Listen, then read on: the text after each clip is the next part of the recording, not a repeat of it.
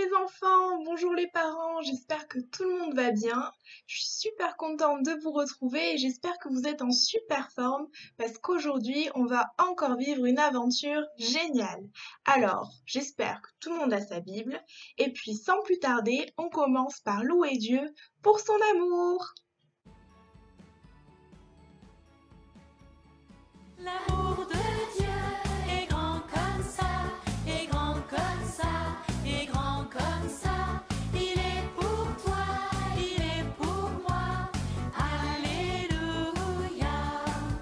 Que je sois assis, que je sois debout, en train de sourire, en train de pleurer. Dieu me regarde et il m'aime comme ça. L'amour de Dieu est grand comme ça, est grand comme ça, est grand comme ça. Il est pour toi, il est pour moi. Alléluia. Quand je joue au foot ou bien du piano, que je rate la guitare ou bien fais dodo. Dieu me regarde et il m'aime comme ça. Amen. Dieu nous aime énormément, infiniment. Et tu sais quoi? Dieu aime les petits enfants comme toi. Jésus aime les petits enfants comme moi. Jésus aime les petits enfants comme moi. Petits comme moi, Jésus les reçoit. Jésus aime les petits enfants comme moi. Jésus aime les petits enfants comme toi. Jésus aime les petits enfants comme toi. Petits comme toi, Jésus les reçoit. Jésus aime les petits enfants comme toi. Jésus aime les petits enfants comme nous. Jésus aime les petits enfants comme nous. Petits comme nous, Jésus les reçoit. Jésus aime les petits enfants comme nous. Ah, que c'est bon de louer Dieu pour son amour. Et justement, aujourd'hui, on va parler d'un personnage de la Bible qui a pu vivre l'amour de Dieu. Tu veux savoir qui c'est? Alors écoute bien, je vais te donner des indices. Ce personnage a été un jeune berger. Il est aussi devenu plus tard un des plus grands rois d'Israël. Et il est très célèbre pour avoir terrassé un géant. Alors, est-ce que tu as trouvé?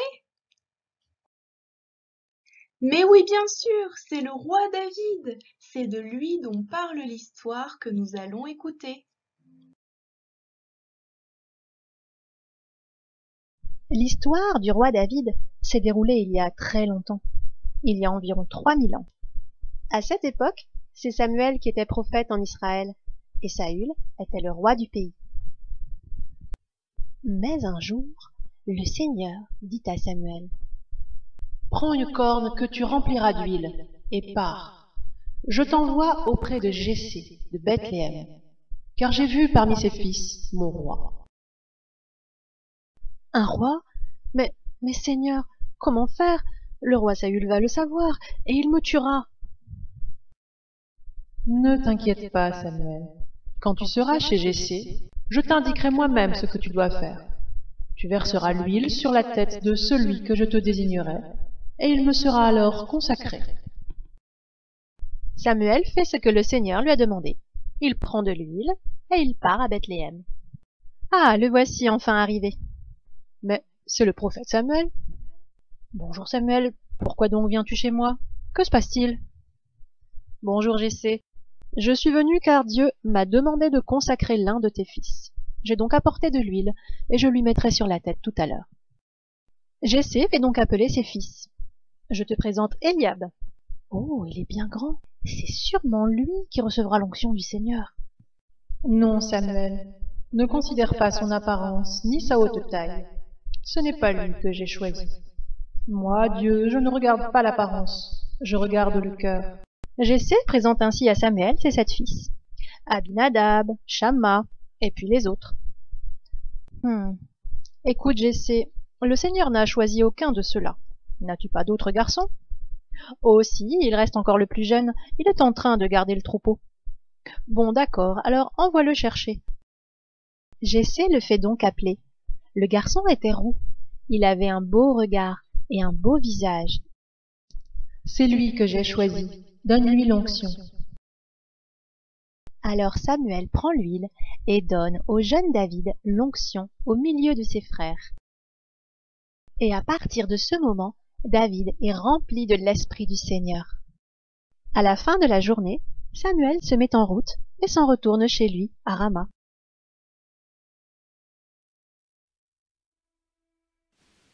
Ah, quelle belle histoire!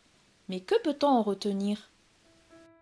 Cette histoire nous montre que Dieu aime David. Dieu l'aime comme il est. Comment il est David? On sait qu'il est le plus jeune de ses frères. Il garde les moutons. Il est peut-être pas très grand et sûrement le moins considéré par sa famille. Mais Dieu n'a pas prêté attention à tout cela et il l'a choisi pour être le nouveau roi d'Israël. J'ai une bonne nouvelle pour vous les enfants. Dieu t'aime comme tu es. Rappelle-toi, Dieu t'a créé à son image et tu es sa plus belle création. Comme David, même si tu es encore un enfant, Dieu t'aime.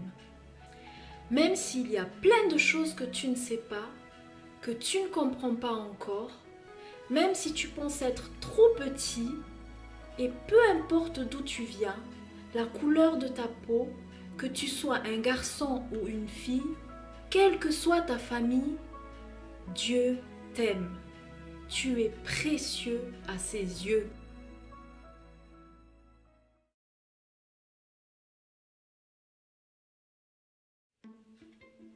Bonjour Marguerite. Bonjour Georges. Oh, ça va? Tu vas bien? Oui, ça va? Ça fait longtemps qu'on ne s'est pas vu. Oui, je sais. Je suis très occupée en ce moment.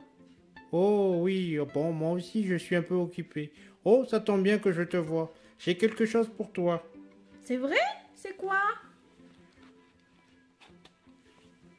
Voilà, j'ai 2 boîtes pour toi. C'est à toi de choisir. Dans une de ces boîtes, il y a un beau cadeau et dans l'autre, il n'y a pas grand-chose. Mais à toi de choisir. Par contre, il faut que tu attendes chez toi avant de l'ouvrir. Ok. Bon, alors je vais choisir celle-là. Allez, je te la donne. Oh, Merci. moi je garde celle-ci. Ok, c'est Bon. très gentil. Ben, j'espère que tu auras un beau cadeau, hein. Merci. À la prochaine. Ciao, ciao.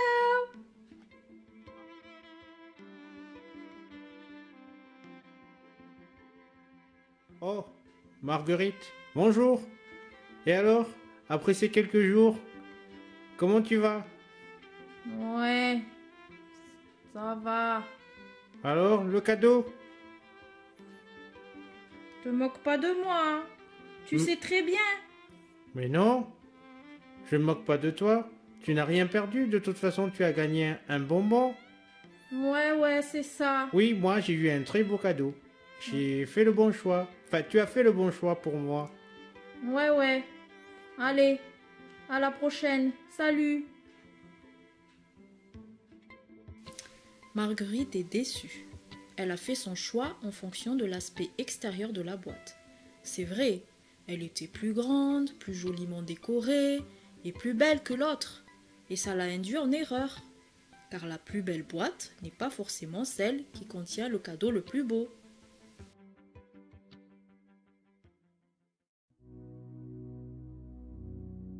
L'histoire de David nous montre que notre Dieu est merveilleux. Il ne regarde pas à l'aspect extérieur, mais à notre cœur. En effet, dans notre histoire, Dieu n'a pas choisi le plus fort des frères de David, ni le plus grand, ni le plus âgé, mais il a choisi le petit dernier, celui que tous les autres ont oublié. Pourquoi à votre avis? Parce qu'il regarde notre cœur. Prenez vos Bibles, lisez dans 1 Samuel chapitre 16, verset 7. Il est dit: l'Éternel ne considère pas ce que l'homme considère. L'homme regarde à ce qui frappe les yeux, mais l'Éternel regarde au cœur.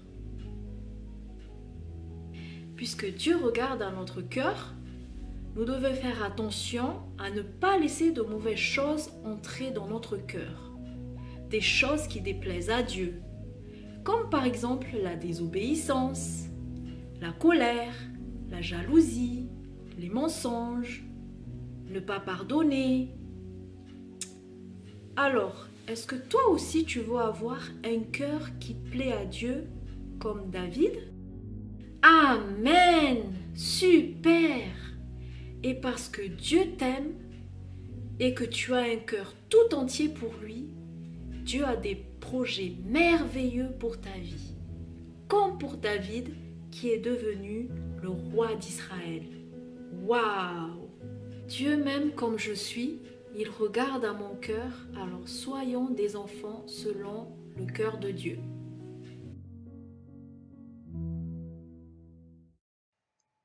Waouh!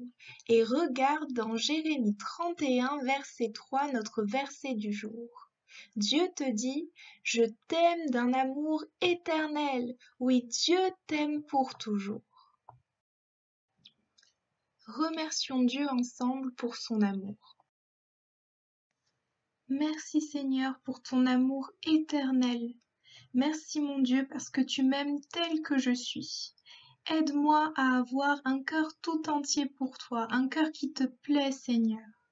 Et merci parce que tu as des plans merveilleux pour ma vie. Amen.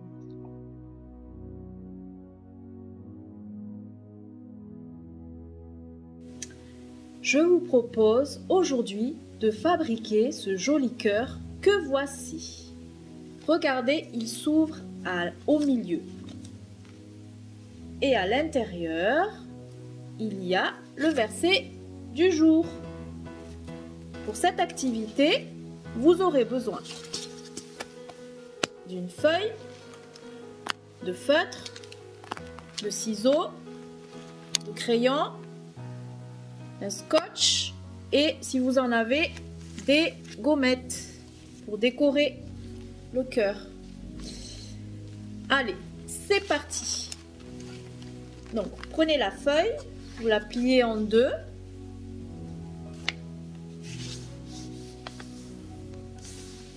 Et vous dessinez un cœur sur toute la longueur. Et si vous ne savez pas le faire, demandez aux parents.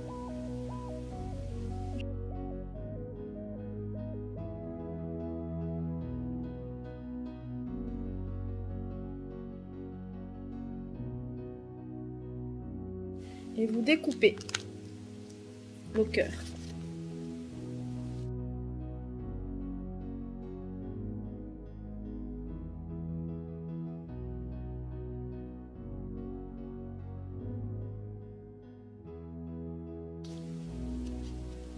Voilà. Donc vous prenez le scotch et vous collez ici. Comme ça.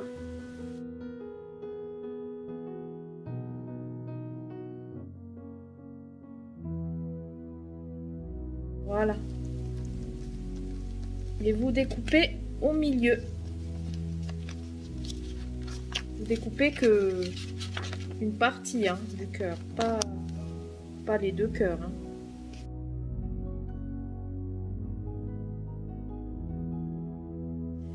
Donc vous marquez le verset du jour, Jérémie 31, verset 3.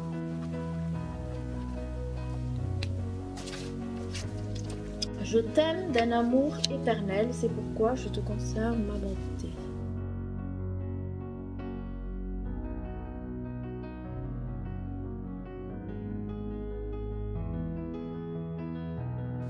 Maintenant, vous pouvez décorer ce cœur avec des gommettes.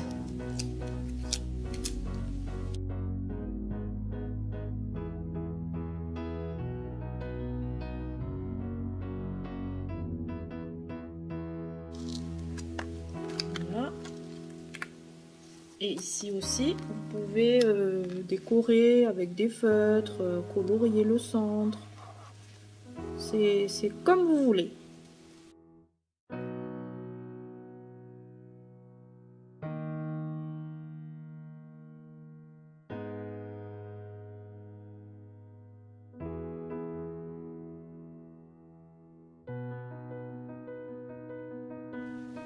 Voilà.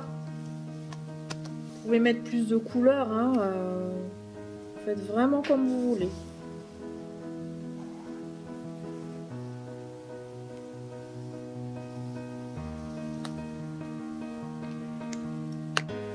Voilà, à vous de jouer maintenant.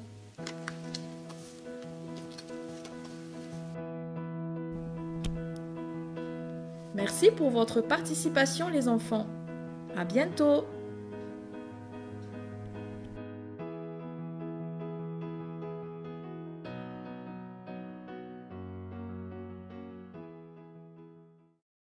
Ça y est, c'est déjà la fin de notre leçon, mais j'espère que vous avez passé un super moment. En tout cas, moi, j'ai été super contente d'être avec vous.